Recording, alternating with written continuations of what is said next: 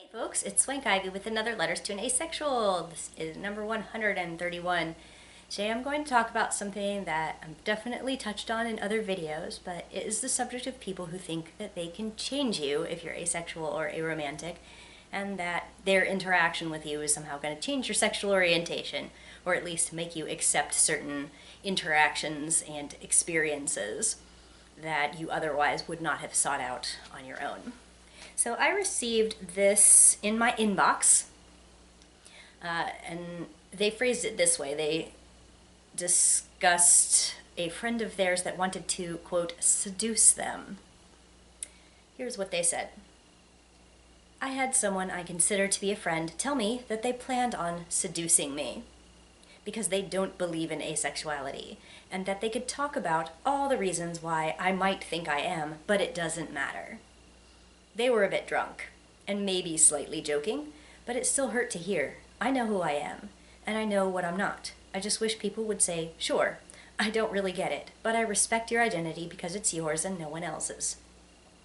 I replied, well, that's some horse shit right there. Note, I like that my spell checker doesn't underline horse shit. I've dealt with most variations of, I can change that, and you only feel that way because you haven't been with me yet. They all come from the same place, lack of respect and lack of ability to acknowledge the reality of others' feelings. Basically, the whole concept is childish. Me, I feel this way. I am fulfilled by feeling this way. I have always felt this way. Me. Oh noes, I have met someone who does not feel this way. They must not know happiness.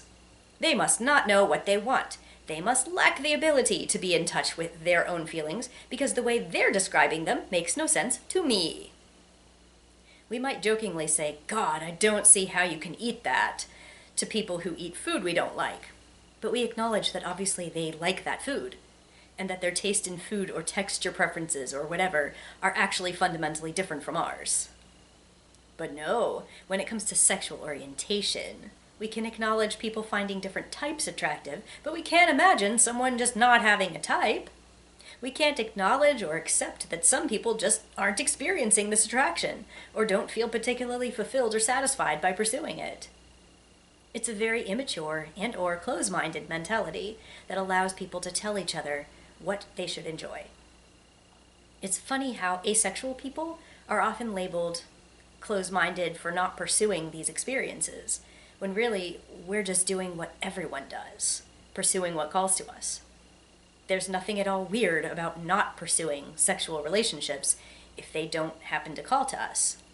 What's weird is pressuring other people to try them because you actually think they must be incomplete if they don't like what you like.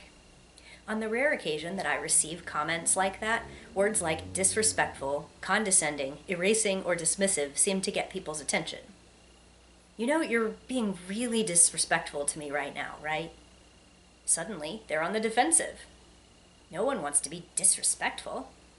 And when they respond to this by telling me I'm emotional or overreacting, I usually just throw that back at them. Really? I don't know why you're flipping out so much when I'm just trying to have a rational discussion with you.